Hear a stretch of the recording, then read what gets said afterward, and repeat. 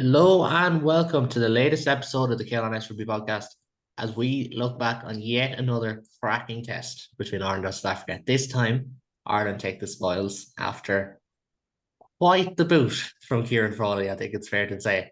We'd been this morning to reflect on what felt at the time like a little bit of a daylight robbery.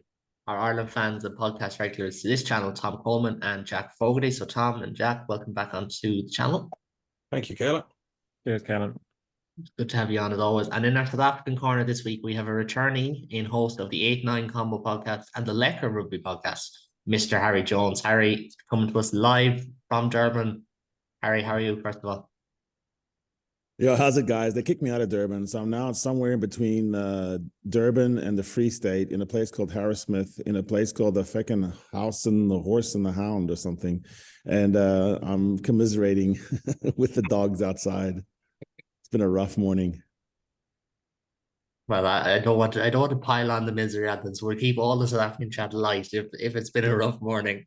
We also have a David on joining us today as well. He's a Munster fan, South African fan. He's best of both worlds, something like that, I suppose. If you're a CJ Stander, John Clay enthusiast, Aaron Talbot, it joins us as well. Aaron, how are you? Not too bad, Ken. Not too bad. How's things? Yeah, bit of a rough morning, the same as Harry. Bit hungover from the night before, but sure we can't complain. No, we can't. And the hangovers is the reason that, we kind of take things slow on a morning like this. But I know one man who's eager to jump in and kind of, I won't say pontificate, but to tell us all about the game is a Scaries club man, given that Scaries were the club of the night. Tom, would you like to run us through how the action went last night? Well, I suppose starting off, I think Andy Farrell must have been, reading up his Irish mythology during the week, how to kill the unkillable beast, and I think the old story goes that you have to use the beast's power against itself to kill it. So I think physicality and drop goals, which have been the hallmark of South African rugby since 1995 and all my time watching them, I think we sort of try to turn it back on themselves, and maybe that was the way we, at least, I wouldn't say kill the beast, but give it a couple of hits and got over the line and got a narrow win. But yeah, hell of it. I said after the first test, South Africa deserved to win. I thought they'd win the first test as well. I thought the emotional pitch of first home game after the World Cup, I said it on our Leinster pod that I fancied them by a score. Just to, the build up for that game and just really wanting to show the South African public, the first game after the World Cup and get that result. Then for the second test, I slightly fancied us. I just thought South Africa might struggle to get up to that emotional pitch again, even by 1%, and sometimes that can make a difference. And I thought Ireland might fall back on the experience of touring Australia and New Zealand in the last few years, where they lost the first test against New Zealand, but were able to bounce back and get a result. So that was in the memory bank and of a lot of the players and the coaching staff to fall back on. So it was some new ground, albeit just as difficult. I thought obviously the big difference during the week, this must have worked. The physicality must have been the word. A lot of the vibe coming out of the camp after yesterday's match and slight hints before yesterday's match was just that we didn't really front up physicality wise to the South Africans, and it looked like a Padre Pio convention in the first 15 minutes. with the amount of claret that was been spilled from Mostart and Etzebeth and then Porter, it just showed the intensity of the physicality of that game. It's funny, we didn't see any replays of how the bloods came about on any of the situations, but I presume it was down to the physicality of the game. And I think obviously Ireland sort of tweaked our pack from match 1 to match 2, and I thought that would have added to the physicality. It's nothing against Peter. Peter brings so much more than just that, but I thought Kelleher is a better scrummager than she, and it's one area that he's probably better. And he had his best game for us in a long time, whether it be blue or green. I thought he really fronted up and played really well. First half, yeah, I won't go on about the whole match too long, but I thought first half, Ireland really laid a marker down and arguably could have been further ahead. Maybe 10 points was fair because South Africa did have some entries to the 22, and I'm sure Harry, when he's looking at South African, where they need to fix, I think a lot of entries in the 22 over both games and maybe didn't finish it off as well as they wanted to. Maybe that's bedding down the new attack with Tony Brown, etc. They got into our 22 a good few times in both games, and didn't have the strike rate maybe that they thought they should have. But I thought, yeah, the first half Ireland were the physicality, taking our chances well. Kicking game was a lot better this time. There's more contestables and mixing it up a bit. Yeah, and we went into half time with a 10-point lead. Like a 30-second summary of the second half was the two biggest moments of the game for me was obviously the yellow card and Faf de Klerk going off, because Faf was having a terrible game and he was nearly our 16th man. And, I'm not trying to disrespect the guy who's won so much, but he was having a very poor day. And I thought when Grant Williams came on, he made such a difference, and his pace and speed and coupled with Ireland being sort of on the ropes. And I'm sure South Africa will look back on that period of the game where they did have us on the ropes and really didn't put the foot on our throat by maybe going to the line a couple of times, but just pinging away at the tree and keeping us within arm's reach. And that sort of came back to bite them at the death, so to speak.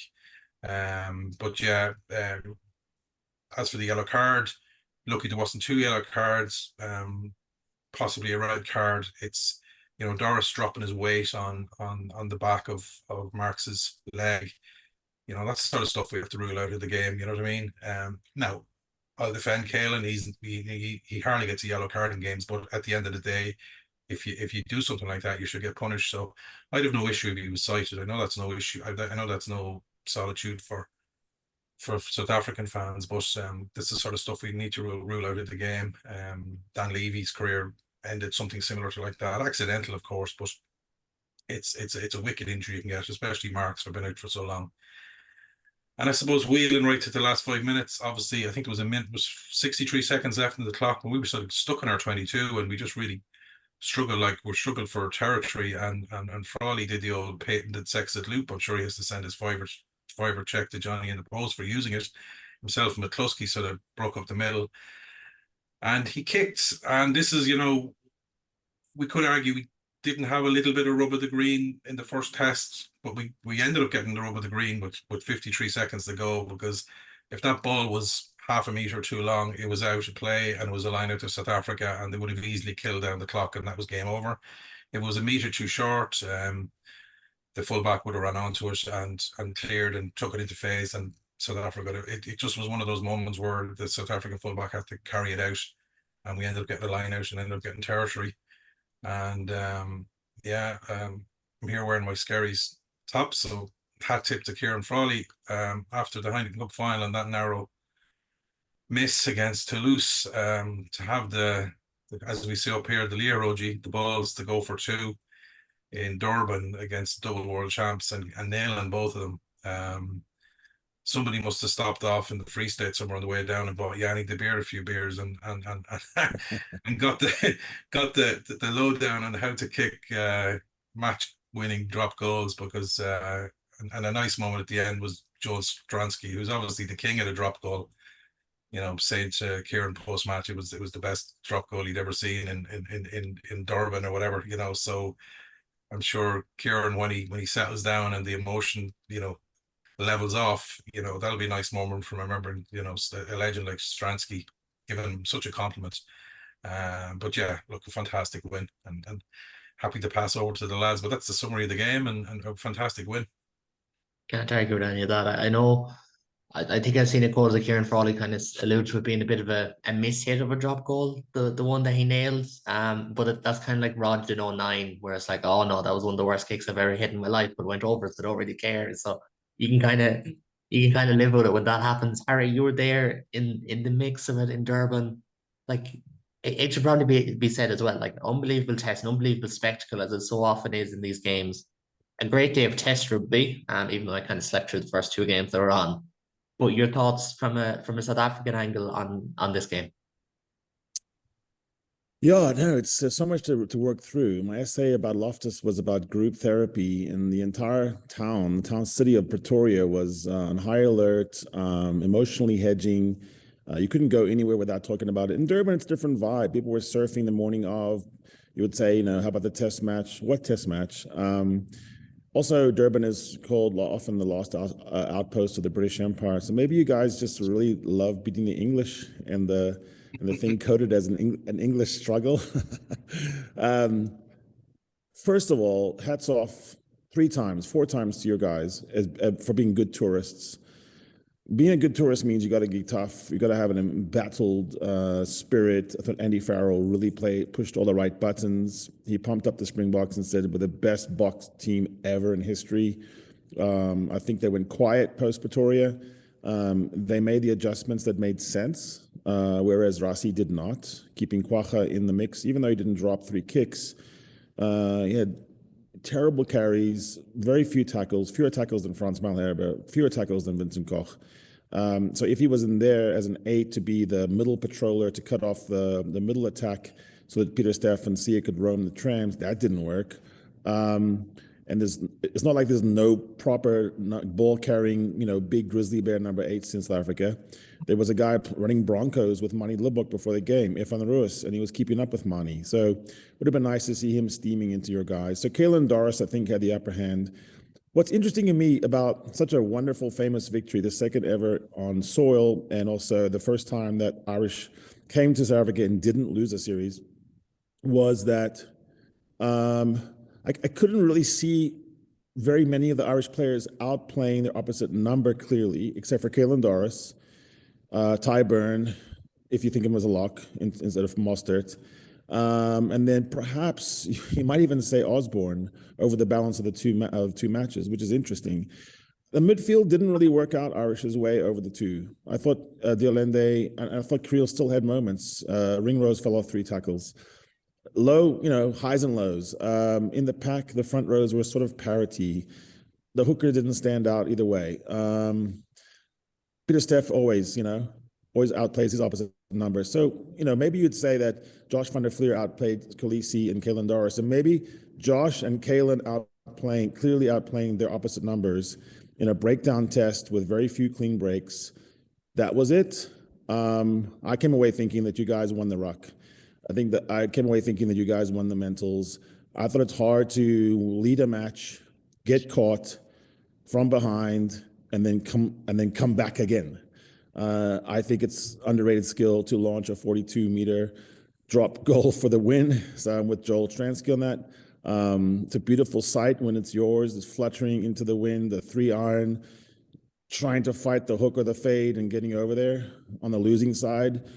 I wanted to throw up and not stop throwing up for about an hour. I took a picture of an Irish guy above me in the stands. I could tell he was texting every bloody guy he knows back in Dublin, calling everybody. And it was up until the second it crossed the line, I was just going, it missed. No, it didn't.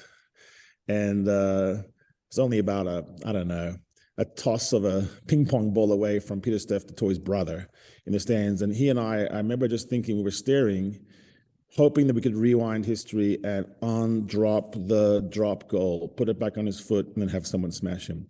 By the way, on the final whistle, there was nothing in that. That's not an obstruction in any kind of game of rugby I ever played. That was just a little feint. If you were looking for anything, I think maybe Tom alluded to it, which is, why do we have to choose who we card when 2 people try to do something? I'm going back to World Cup now. Dwayne Vermeulen gets tossed on his head upside down with 2 Italian props, and Wayne Barnes says strangely, I suppose I have to pick one. You don't. So that would be my only quibble. But then you have to quibble with everything. And over the 2-game series, which I wish was a 3-game series, the refs didn't decide the series. The proper team won on the night. Ireland fully deserved their victory.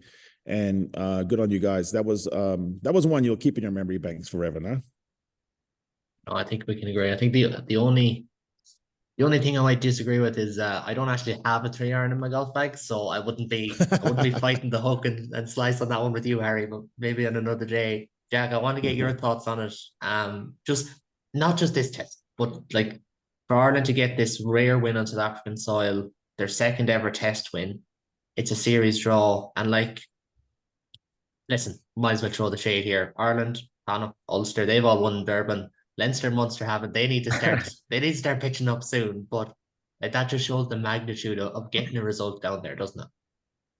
Yeah, absolutely. I actually wanted to just go back to something that Harry said about, winning the ruck. And it's always about, winning the collisions in this sport. Everyone knows that. But Harry, what do you think's missing? I mean, I know you say you want a big eighth man sort of on there to run over fellas, but also, do you think there was a lack of a jackler, like a straight up jackler in the South African pack for these couple of tests? Because it just felt as though maybe that was somewhere where we didn't see as much from South Africa in the last couple of games. It felt like, I agree with you in terms of there was definite sort of parity, but just felt like Marks maybe is more of that jackler threat, and Bongi off the bench just seems to have more of a impact because it would kind of blow guys away. But we all saw what they did in the scrum in the first test. Yeah, just wanted to ask you quickly what you thought about, what aspects are missing from that pack if you think that there was so much parity. No, I think you put your finger on it. So when Marks came on, immediately there was a difference. So Ireland had to shield the ruck and kick quicker. It wasn't that he was getting over the ball every time. It was on every third time you saw him lurking. He got cleaned off a couple of times where he almost got it. And that makes your 9 and 10 have to make the call to kick. And Bongi had a shoulder ready pretty early on, but persisted, which hurt his line-out throws and his jackling, his desire to jackal. And then the other thing is on the makeup of the 6, 7, 8. So we're 6s or 7s, 7s or 6. But Siya Kolisi is not a really proper fetcher. So, and also he was stationed in the trams more to have mismatches against your outside backs. Peter Steff was doing a little bit of kick chase with Eben. So then you have two of the Lucies are pretty wide. So the thought about Kwagga being in the middle there was a rationale to it, which was that he can cover a lot more ground. His battle stats were fine, but he lost the war. And he lost the war because there was never any decisive battle. So if they're going to come back now and say, well, he was involved a lot, but it was tepidly involved. He was neutered by James Ryan in particular. I almost felt like James Ryan had an assignment to take the K out of Kwagga and make him a Wacha. And I didn't really see that kind of transformative play. Kwagga gets the ball on the ground, he's running, he tries to pick it up. Why not just tow it forward and fall on it? I think he had the pace to get there. There's just a lot of different reasons why I don't think you want to have a hybrid player be on the 15. If it's a 6-2, then use the Kwagga on the bench because then he'll give you diversity. And then Marco van Staden would have been maybe your proper jackler to start. So I think that's the configuration problem with the loose trio. It was a bit of arrogance to do it that way. And I think also they're experimenting with Kwagga because they want to see what he can do. They're a bit enamored by him. He's almost like he's the one pet project that Rossi likes because everyone said he was wrong and he was right. So he kind of wants to just keep digging it in. But this time he was wrong. Yeah. So just jumping in briefly, sorry, Jack, just from hearing Jack Nienbar in Leinster, he mentions Kwagga a lot as having this impacts per minute that he wants Leinster to sort of develop, what he does over the course of 60 seconds, the impact, whether it be a ruck or tackle or carry. So it's interesting that, he's been used in this, maybe mentioned in the same vein in South Africa and as the reasons are sticking with him in 8. He's obviously highly thought of by both coaches. But as you said, didn't really work out. Sorry, Jack. Yeah, no, it's interesting though, because I think it's just, the makeup of the back row is always what's going to win you rugby matches. I mean, we talk about Caelan Doris, how much he has an impact for Leinster and Ireland. Josh van der Fleer is just an absolute, it's just work rate machine. He does everything so well. He tackles, he carries, he passes from lineouts almost every time with sort of pinpoint accuracy. He's a little bit of our own Kwagga probably in terms of he's got that all round kind of skill. I just think it was probably something that South Africa worked it out in the first test in terms of they surprised us with their attack and having Sia and Peter Steff up the tram lines, which worked really well. And I think that perhaps they could have sort of ticked that off as a win and just thought, proved you wrong there. Rassi could have been like, see, I was onto something. And then maybe, throwing a curveball in the second test, playing with a big number 8 like Evan Roos or Hanekom to sort of like hear something new again. Are you going to use him straight up the guts? Are you going to use Kwagga off the bench again? How is that going to work? Are you going to start with Marks? they obviously thought that they had a had a good enough plan to win the second one in a similar vein than they did the first. From Ireland's perspective, I mean, it was just I missed the first half of the second test, so I just watched it back this morning, and it was just it's chalk and cheese between the two halves of rugby, isn't it? I mean, the kicking game was spot on in the first half. Not not always. There were a few kicks that were definitely quite strange options. One which Quagga nearly scores from, which we've already mentioned. Things like that. But I guess there was just there was a better air of confidence around the Irish team in the second. They just felt like, okay, well, let's go and throw some wider passes in there, which are obviously going to be risky. Etzebeth gets an almost intercept score. He almost, offloads it to Faf in the first 5 minutes, even. I think it's even less than that. So but after that, they were still throwing those long passes. They were still trying to get to the edges, which is where Ireland want to, play the game. We didn't kick it out as much. We just kicked it long. Although Sasha Feinberg and Goma Zulu had an absolutely unreal game at 15, who just managed to step around the entire Irish team, it seemed, at will. So it didn't always work out. But again, this Irish team, I mean, I was thinking at the end of the first test, how have we won this, or how have we lost this game only within 7? I was thinking that to get within 7 of that scoreline was quite an achievement, actually, because that scrum at the end of the first test, you're just thinking like, oh geez, South Africa have just absolutely destroyed us. And then you're looking at the scoreline at the end, you're thinking, no, it wasn't actually that bad. So it's a real testament to this Irish team that they just never seem to be that far away. And if anyone watches the Squid Rugby analysis, you'll know that that's exactly what makes a great team, is that they just hang in there and they don't make massive, big scary errors. They just keep themselves in the game. What worked for us in the second test is that we got the scoreboard pressure early, got into the lead and kept the lead for a relatively long time. I can't remember exactly when South Africa took the lead back. It was maybe 60, 65 minutes, something like that. I think it was 50 something, and then Ireland went back in front right before Yeah, Crowley comes off. And then exactly. Yeah. Crowley gets that one to go back in, and then they go straight back down again. It was ping pong, wasn't it? It was just well, not the first 20 minutes, the second half. It was just all South Africa in that first 20. But it was phenomenal. Obviously, me watching it, it was the second half. I just thought, how bad are we playing here? This is just so unlike us. We couldn't get any territory, couldn't get anything, and then somehow just finding a way to keeping in touch with it is a phenomenal way to win a rugby match, because we've seen Irish teams, me as an Ulster fan, definitely lose confidence as matches go on. You think, oh Jesus, this is not gonna end well. You can almost see it happening in slow motion, where you think, and here we're gonna absolutely capitulate and just fall to pieces, and South Africa will just get a couple of penalty tries at the end and just blow us away. But testament to the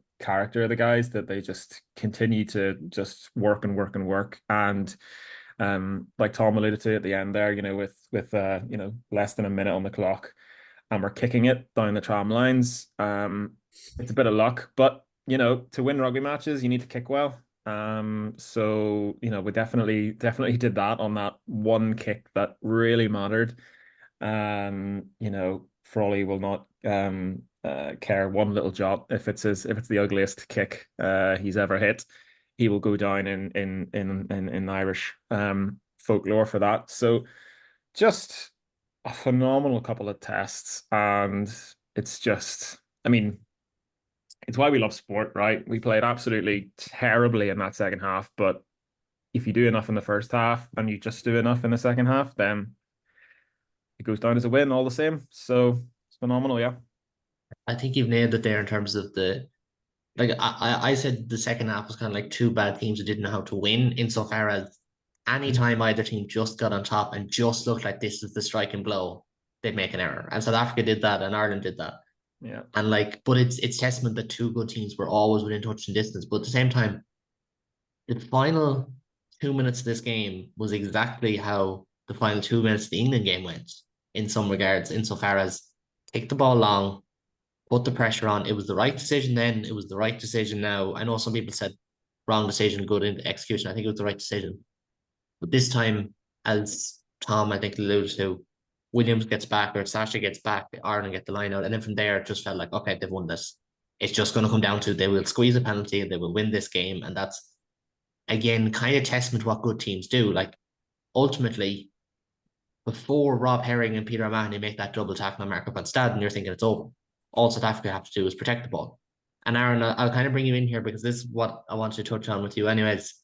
Like, South Africa are the kings of tight victories, but like they had a real lack of composure in that last, you could say last 20-ish minutes, last 15-ish minutes when they kind of got their nose in front. Like, to be, what was it, 4 points up and didn't score again, that'll be kicking them. Yeah, like I think like what Tom and Jack has said, that Ireland are just that team, they kind of looking back at the first test, like South Africa kind of dominated that test for a good 60 minutes, but you look down at the scoreboard and it's a one-score game, you know what I mean? I think Ireland are very good at doing that and ticking that ball over and making sure they're always within striking distance, and yeah, I guess South Africa kind of not capitulated in the last 20 minutes, but maybe didn't execute the game plan as well as they could, like looking at the last 3 tests Ireland and South Africa have played, it's always been as tight could be, like that ball comes out the maul in the World Cup game and it could be a different story, and maybe no penalty try in the last game. And again, what like Tom said at the start, that kick goes long, it's a South Africa line out, or it goes 2 meters short and we're playing phase play and South Africa probably win that game, so it's fine margins all the same, but like, yeah, you kind of expect South Africa after showing, say, kind of last week and then that run in the World Cup, you kind of have the balls to kind of bring this out and say we can win this game, but yeah, it like also like Harry said, the kind of high of the first game after the World Cup and then coming down from that, even if it's just a few percent, it could show, and even in Pretoria, everyone's talking about the game, but then in Durban it's a bit more relaxed and so to speak. So yeah, I think they'll be kicking themselves. I think that they could see, they'll probably watch film back and say we could have probably won this game and won it quite well in those last 20 minutes and we kind of threw it away. But that you have to give testament to Ireland, they're always there and they're never going to go away. Even in the England game, the Six Nations, you were in with a shot, and lost by a drop goal. So it's just how rugby goes, really. Yeah. And as was mentioned at the top of the show, go on, Harry. Yeah, I call Ireland a team of captains because there's so many of the guys have played captain at unders in schools for their clubs and various times in Irish Wolfhounds, whatever. So they have composure. They don't seem to. They're a frustrating rival. I mean, you guys are really getting like under my skin. And I think I'm speaking for all South Africans now, is that it's not because you're rude or nasty or anything. It's just that you have this knack of making us play worse than we know how to play. That's a skill, by the way. Yeah. And would it be any other than 1 versus 2 should be like this?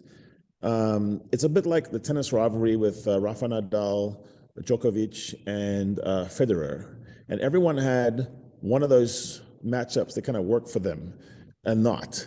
And you look at the actual like points won and it's 50.1 to 49.9.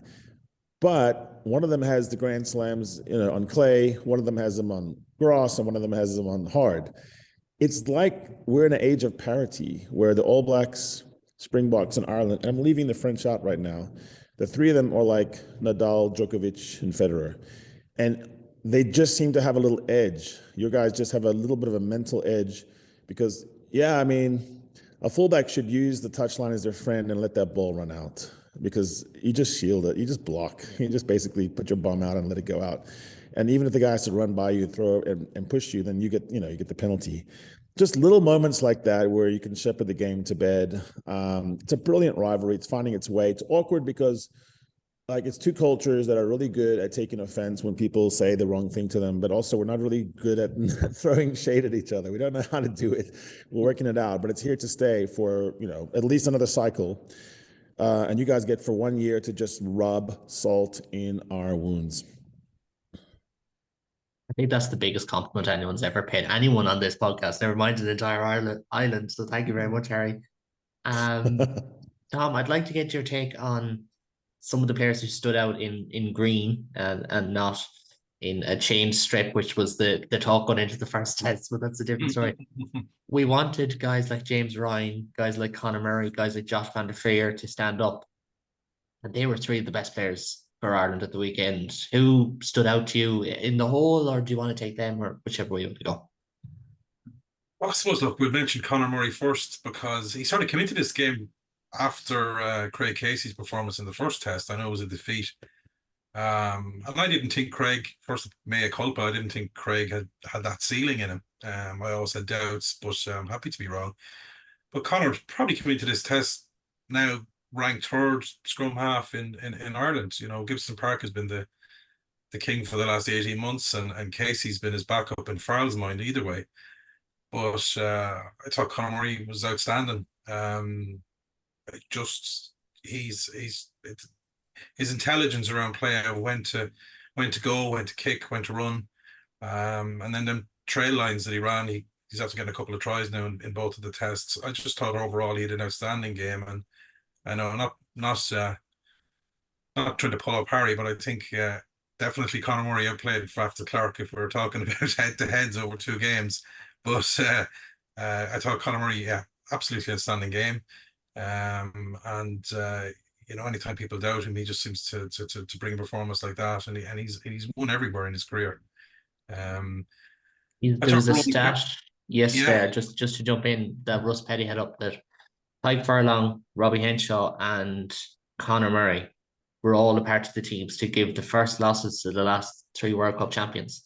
They beat New Zealand 2016, South Africa with the Lions in 2021, and now South Africa now in 2024. And there's a bit of luck involved there, don't get me wrong, but I think considering all three of them had big games in those particular games, testament to what Harry was saying about like this almost captain culture and lads who step up when needed most. And Conor was one of those. Robbie Henshaw was definitely one. Tyke Furlong is nearly always one of those as well. Yeah, and look, it's probably natural for fans and supporters to think Conor's on the wane because he's not starting for Munster in a lot of key games, you know. So, but it shows the talent and the quality of the guy that he could come in such an important test, you know, that Jack sort of and both Aaron sort of painted the picture beautifully at the end of the first test, that massive scrum, and we were thinking all week, well, where do we go from here, and how are we going to get this back?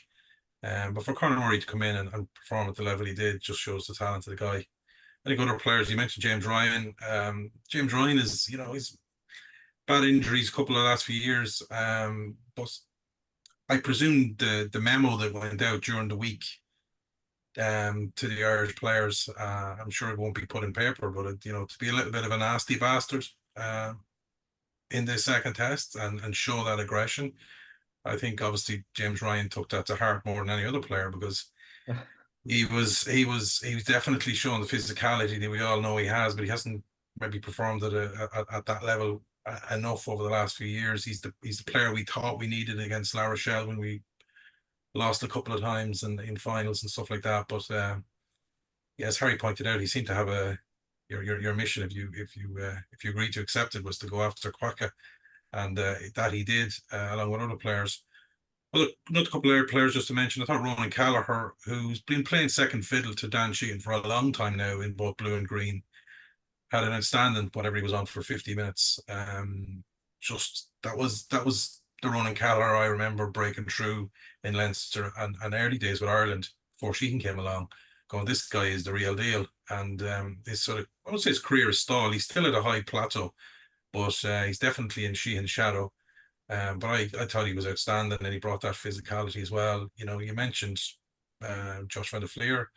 But there's a consistency there with him that maybe he always plays to a fairly decent level. He's a guy that's probably 8 out of 10 every game. He mightn't have the same highlight reels as some of other fabled back rows in both teams, but the consistency is hard to beat with him. And then I think a word for the inverted commas, the new players. I mentioned Casey. definitely his ceiling surprised me, and I'm happy to be wrong. Jamie Osborne hasn't played at fullback since underage, under 20s with Ireland, and I mentioned at the start of the season, I think it was on the Leinster pod, that we could see him a bit more fullback with Keane in a way. It never materialised, mainly because of Ringrose and Charlie Natsai's injuries. But he has that skill set, so I'm not as surprised as others. Doesn't mean I was in the know and right, but I'm not surprised by the level of performance. But that said, to go down to South Africa and playing in Pretoria, maybe along with Auckland, or slightly behind Auckland, is probably the hardest place to play in World Rugby. It's the hardest place to get a result, and to play at that level, in a position that he hasn't played for in a while, and then the second test again. Apart from misreading a couple of kicks right on the touchline, he didn't put a foot wrong for both games, which is a testament. And I think, just finishing off on the South African side, I think Willie Le Roux going off after 2 minutes, 3 minutes, was a big loss. As it was a big loss in the I think he missed the Glasgow game after playing the semi-final at Leinster, and the Bulls were not the same team without him. And he's a guy a bit like Conor Murray. He defies logic how he's still able to bring out the performance. So yeah, just finishing off on a positive for South Africa, and how well Willie Le Roux is playing. I won't say in the twilight of his career, because I don't think he's that old yet. But some of the guys like Murray and Kelleher and Ryan really fronted up and played to levels that they've played before, but maybe haven't had that consistency. But it was great to see. I might get Harry's thoughts on Willie Le Roux's injury, because I was going to bring it up anyways. The Tony Brown 3-2-X attack was almost built on having Le Roux there as that second playmaker. And Sasha Feinberg and Gonzalo was brilliant at times in his own way, but not in the way that maybe South Africa needed in face play, Harry. And that kind of feels like one of the big blows of this game. No, that's right. If you look at a decade of Buck rugby and you see where did the tries come from, you just keep being drawn back to Willie. Willie's the author, the architect, the alpha and the omega of most of the tries, not the nines. Some of the peel-offs and the give and go, pick and take, whatever, sure. But in terms of like an actual backline move, they've been coming from Le Roux. And so when you take him out and you say, what is the biggest problem in that test match for South Africa, besides staying true to their squeeze, slow poison, which I think was going to do it, but it takes, flawless rugby, is when you get into the 22, can you finish? Can you actually score? Can you dot down? If you're not depending on Damien doing some kind of, steamroller run, how do you get there? Or, some dropped ball and Cheslin Kobe slides in out of nowhere or juke somebody. So it's really, and so I think that's true. Sasha's second match ever at 15. I think he played once for Western Province for Stormers at 15. So it's sort of like Osborne versus Sasha show. It was very interesting to see that. Both coaches did trust a newbie. Both of them are supreme athletes, look really good in the tackle and all that. But Sasha's way is individual. And so he's probably looking for people over his shoulder. A bit like Archia, when he goes on the offload. He needs someone who is there. And so I think everyone was playing off and waiting for the feed, which Willie would have done. There was a moment, though, Andre actually did a Willie moment with that long, flat, fizzing pass to Cheslin Colby, who dropped it cold in daylight. And the whole match would have been different there as well, I think. It's just so hard to develop that. There wasn't a game full of clean breaks. Willie's good at doing different kinds of speeds and passes. I think what Ireland did was kick. They kind of used the kick as that. There were diagonals. There were lots of long kicks. There were also a lot of different flights. And I think they never gave South Africa the same thing to look at. I'd studied your 6-17 game winning streak and went through all the different factors and variables, and I'd discovered 4 or 5 that really mattered. And one of them is that you always outkicked your vanquished foe. And when you lost, it was because they outkicked you. But in this game, you had a couple of things that didn't go your way, which was the penalty count. I think you had more penalties. So I'd almost go the kicking was the thing. I think overall, your tactical kicking was the better on the day, and it mattered. And even if you include that miracle kick that went along the touchline that ended up to the line out that won, kicking, a lot of it is luck. It's like golfing. I'd agree. I thought the kicking game was magnificent. You always have people who will misinterpret the kicking game, I think, because uh, sometimes you have to watch a lot of a team to see what they're trying to do. But I thought last week, and I mentioned on the pod with Tala and Owen, and I did say like I thought Ireland implemented a very smart kicking game, but it was going to be different this week, and it was different. They kicked an awful lot more. I think they kicked like I think it was like 3.8 passes for every kick or something. It was sky high by their standards. Yes, Jack Crowley was charged down once. That's a strike move that I don't like personally. It's high risk, high reward. But he had a near 50-22. Frawley had a near 50-22. Conor Murray had some great box kicks. The cross kicks were consistently putting Aransa, especially Aransa, under pressure. And that's what you need. Like of another day, there's a kick in behind that Aransa probably knocks back over his own try line. That's given as a drop goal or as a dropout from the goal line. If it was a knock on, it shouldn't have been. It was one of those weird ones that Henshaw goes up for, like things like that. That's what you need. You're kicking him. You need to have some sort of pressure being put on, and I thought that was absolutely massive. And on that, I'll come to you, Jack. Like probably the one thing that was probably the one thing I was most positive about last week.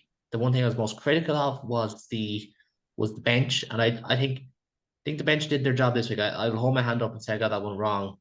Bar a scrum penalty and probably two or three loose kicks from Blade and Frawley. Can't fault any of them. Rob Herring was clutch. Peter O'Mahony, obviously Ciarán Frawley, Sturm Kluski had some great carries.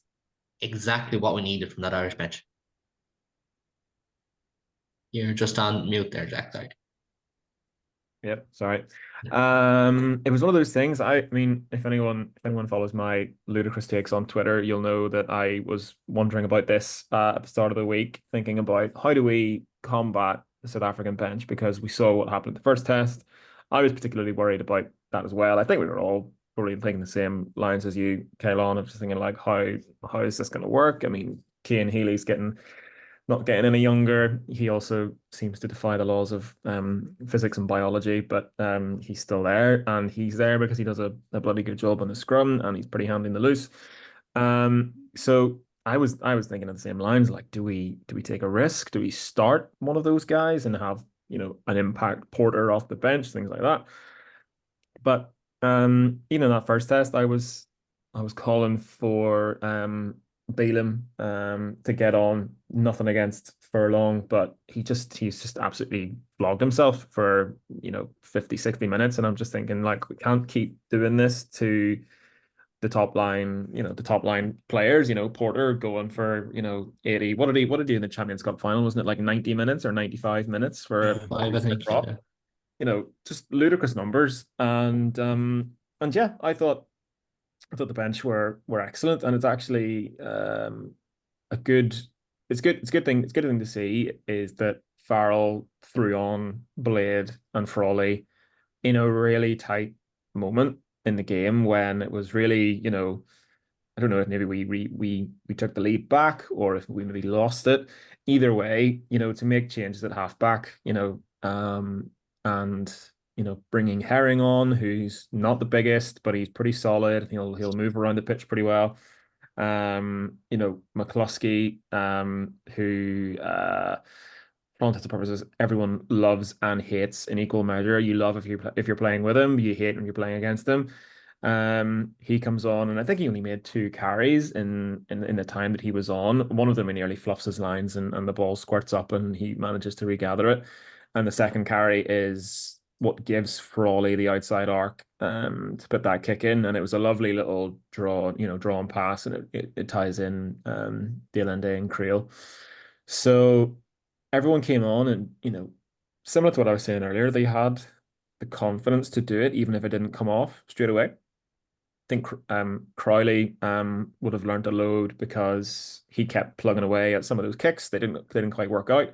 Frawley did the exact same thing, and he was in his own 22 or passed back into the own 22, and he kicks it out on the full on a crossfield kick, and you're just thinking, this is mad. Why are we making these decisions? Again, it just something that just was it wasn't coming off as it normally does for this Irish team, which seems to happen more often than not. So it is again a real testament to the character that they made those mistakes, and the bench even came on and made those mistakes, and managed to rectify them, managed to turn them around, and turn it into a positive where they could make some inroads. But yeah, we definitely need to develop a few more front rowers. I know Humphreys has come out and said that in his words of wisdom. So we do need to find the next Andrew Porter, if that's possible. It's probably not, but we need to find someone who can at least come on for 20 minutes to give the guy a rest. And yeah, probably a few more. But I'm always an advocate for play the guys that are on the bench. You need energy. You need people to come in and have that confidence, and have that confidence in the player that you can go and do that. Backblade. Go on, get on there, make an impact. Frawley, go down there, throw some passes, do some kicks. Try something. Because these guys aren't going to learn any other way. They're not going to learn by having 30 seconds at the end of a test thinking I'll go on and throw a miracle pass. Jack Carty will know all about that in terms of having limited impacts on games. It's like, what are you I think expecting from the there's, player? what was it, 7 players who weren't using this tour. I think they'll follow the same thought process as that. It's like you can't get your chance if you're not on the field. And to be fair, you can't criticize Ireland. You can criticize them for not using their full squad, but considering everyone got reasonable minutes across the two tests, I think Rob Herring's 13 minutes is like the lowest of anyone that was used, or 14 minutes. So like players did get chances once they got picked, and they did for the most part step up. I think I think it was probably, if we didn't have any injuries, it would be the same Irish team, through and through. So it's a little bit of a, okay, well, are we making these changes because we've had injuries, or are we making these changes because we're backing younger players? The only one you can really say is Osborne, because Jimmy O'Brien seemed to be everyone's first choice to be like, well, stick him at fullback. He's played there before, he's played there for Ireland. Why is he not playing fullback? And it was a bit of a stroke of genius, really, because we've come out of here with a 1-1 series in South Africa. So there's a little bit of that, and there's a little bit of column A, a little bit of column B. So I would have liked to have seen a few more changes, but I also would like to have seen Ireland win. So which ones do you value more? I think it's funny that it's probably Rassie's mentality is that he won't mind. Probably going to say this publicly, but he probably won't mind losing a game if he experiments with the new back row, for example. If he experiments with, something else with the bench, Ngoma Zulu, where is he going to play? Is he going to replace? We're going to have a second playmaker with South Africa in the 12 jersey, or is DLND going to be that just battering ram, just pinball machine that he seems to be? Really, really interesting questions, and the sport's never been in a better place. So it's great to watch, to see where these coaches and these brains are going with where the game is at the minute. The game's never been in a better position, and we see that these games are absolutely top quality. So whatever they're doing, they're doing something right. So it's good to watch. Yeah, I think it boils down to what we touched on across the last 2 episodes: is these are the best 2 teams in the world. I know Harry threw New Zealand in there, but it's a bit too soon for us Irish people to start agreeing about bigging up New Zealand. But it's the best 2 teams in the world, and that's ultimately what it comes down to. Like, if you said 2 weeks ago that Sasha Feinberg, Gonzalo, and Jamie Osborne would have the highest stocks coming out of this, you'd have probably been very, very surprised, especially with how Le Roux played and how we thought O'Brien to be the fullback and things like that.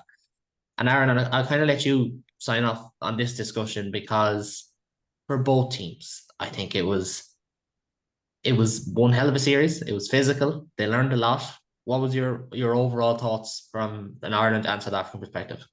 Yeah, I think from an Ireland perspective, I'm going to use the last 6 months. I think Ireland have now figured out that there's life after Johnny Sexton. Like the wheel works. They still plod along, and they're still probably the best team, one of the best teams in the world. And like they can now take a rest and go, okay, we've done well here. We've robbed a test draw in South Africa, and we're still probably the best team out there. We fight for it, and we're there.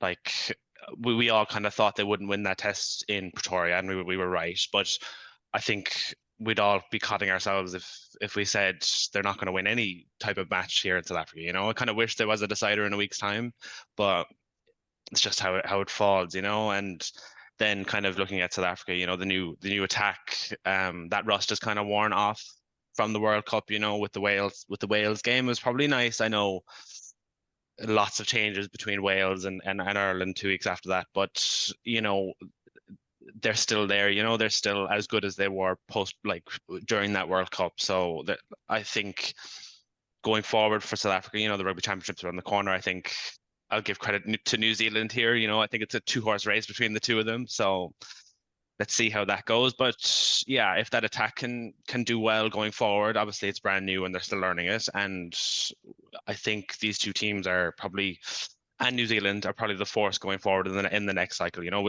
Like Harry said, we'll leave France out of it just because they like to chop and change in between World Cup cycles, sending a brand new team to Argentina. But yeah, I think this definitely proved that these two teams are still the pinnacle of this sport, and the sport's in such a great position, like Jack said.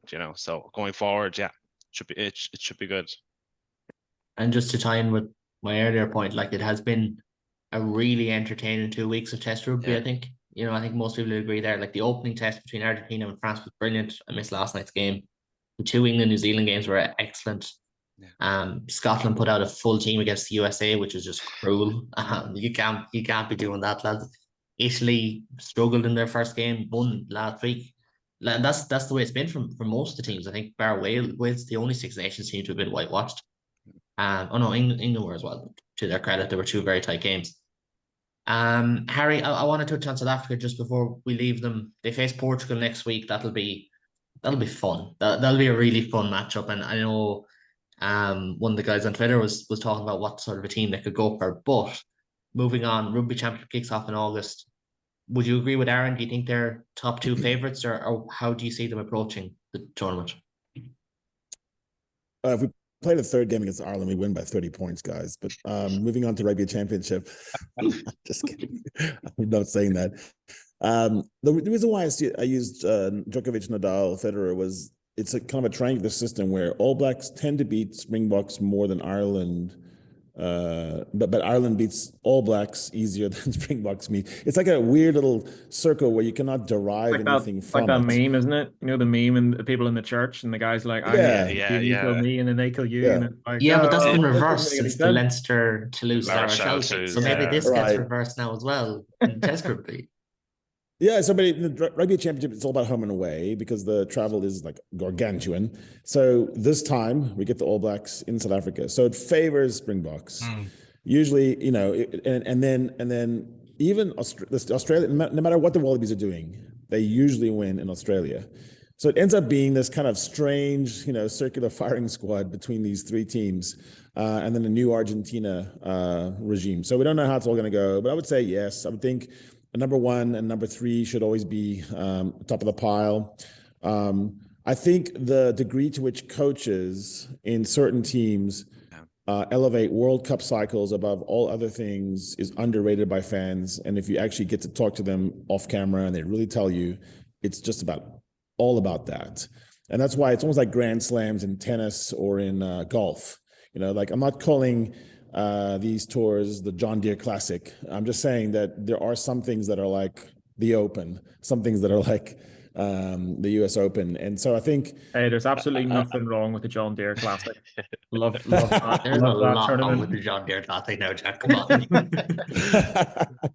So I do think there's an element of that is, where do you put your stock? What does Warren Gatland do? How does he keep a job? What does Joe Schmidt do? So there's tactical things here. And there's no friendlies in rugby, but there's a little bit of a play here in the Rugby Championship for Rassie to bed in a certain number of caps on certain players and be able to rule them out, which is just as important as rule them in. Are you a test animal or not? And so I think there'll be some of that.